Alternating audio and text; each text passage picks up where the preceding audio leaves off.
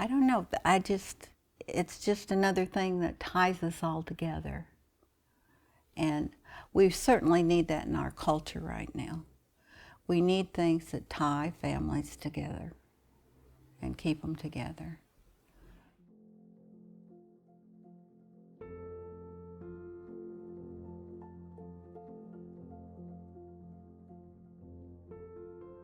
I taught myself to sew after I got married. I got married young and we had the two girls, and I made their clothes, and I kind of self-taught myself. And so I was interested in sewing. I was never interested in sewing when I was growing up because my mother was so particular. She kept making me rip everything out. And I took some sewing classes in 4-H, but I think the figuring out the designs and making something creative that you can hold in your hand and have a finished product. As a teacher with a husband in the military, I taught a lot of kids and never knew what happened to them.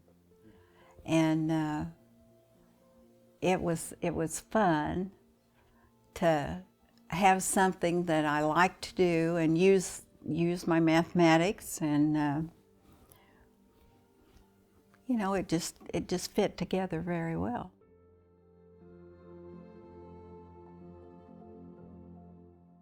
I really started quilting as a hobby and having time to quilt in the early 80s. And then we moved back in this area in 86, and then I had more time to quilt, and we haven't moved since then. So I've had more time to quilt. And when you move every 2 years, you spend a lot of time packing and sorting and getting everything straightened out so you can meet your limits on baggage you can have and all this. So I've just been quilting since then. When I had Daniel in 1981, we were in Del Rio, Texas, and we moved there right after I had him. We were in Georgia, and then I moved there. And I had more time to quilt, and I just decided I'd take a class. The OWC, Officers' Wives Club, usually had classes available because we always had a good group of ladies there. Their husbands were all learning to fly in Del Rio, and we had a group of ladies that probably weren't working that year, and so if they had a skill, they taught classes.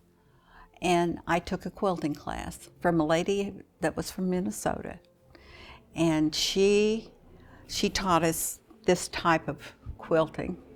And then of course she moved on, but my husband was stationed there permanently for 5 years.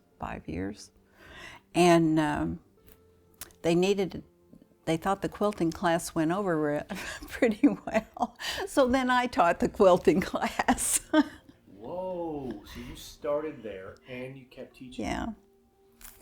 And we didn't do the quilts by hand, and they had a choice of if they wanted to, but most of them were machine quilted.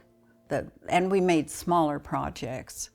We'd do one of these squares and make a pillow or something, but I did teach quilting the rest of the time I was down there. So.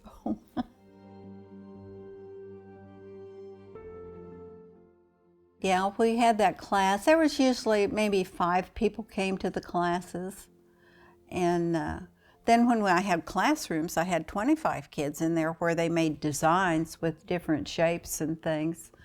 And to see which shapes would tessellate or make an interesting design of something that they were interested in.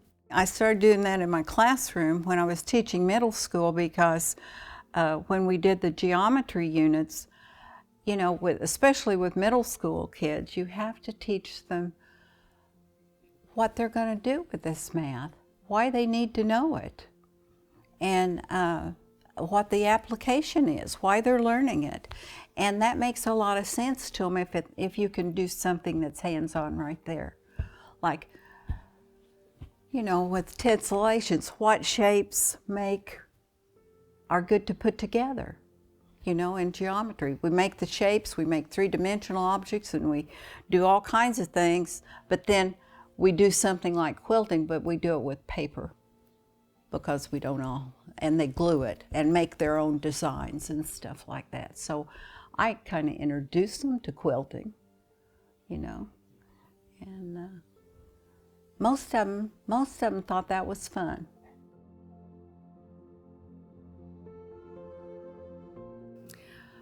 Well, some people, just picking out the fabrics and getting enough contrast, that's when they first start, the kids. It's always interesting to see which ones want to pick lots of wild colors and everything, and see how they go together. And then there's always the little quiet person, the little quiet student that looks at the fabrics or the papers that we have, and I told them they could use fabric, but I said we can't afford the fabric for the classroom. So if you have fabric, if your mother sews or something and you want to use fabric instead of the paper, you can. But the more introverted students would pick softer pastel, quiet colors. And the ones that aren't quite so introverted, the extroverts and A-types, they want those wild colors.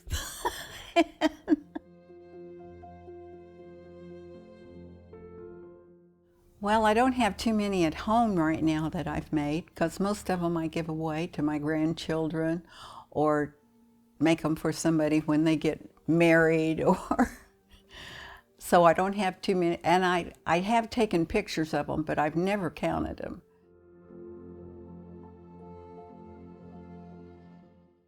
Well, I like to just have the finished product, and I have a lot of I have quilts on my bed and quilts on the wall and quilt books every place.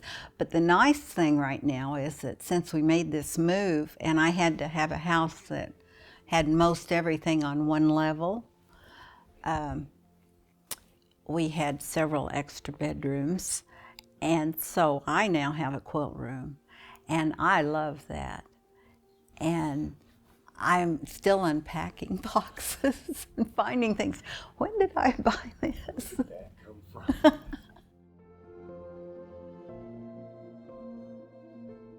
Getting all the projects finished.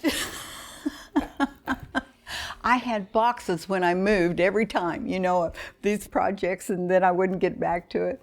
But getting everything finished up. And now I'm trying to finish all those UFOs that I've had around for years.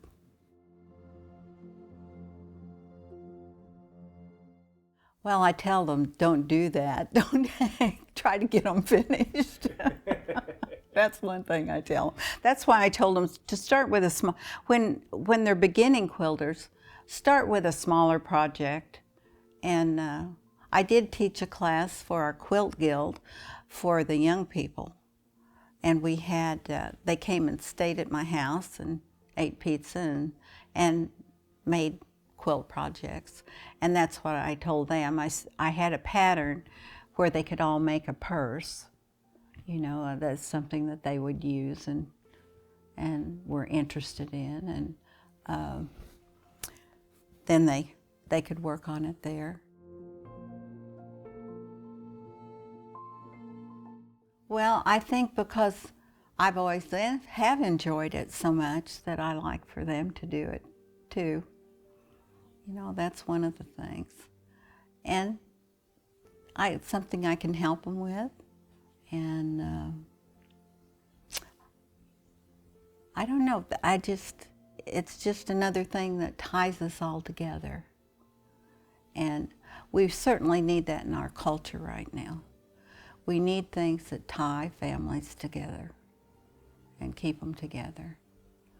And Deidre and David's, my husband's sister, and I, every once in a while, we have a weekend retreat where we just get together, and that's what we do. We quilt. We go rent a motel room someplace and quilt. And so it's just it's a good thing for families.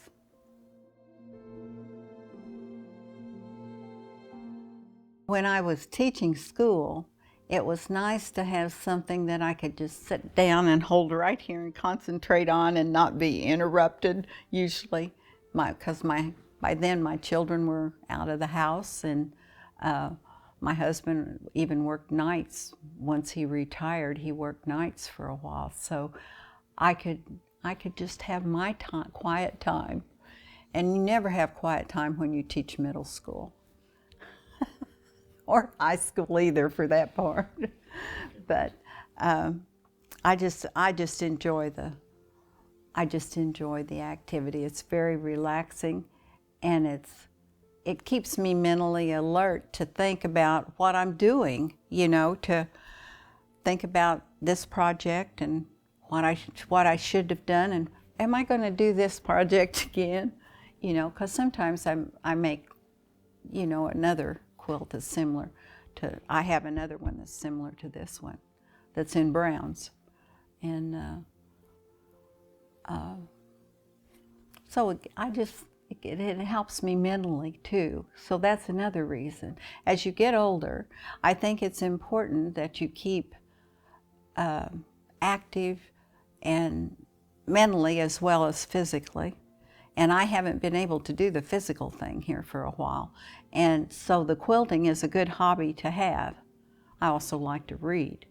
And quilt books are interesting. You can see 10 more projects you would like to make. My name is Donna L. Brown, and this is why I quilt.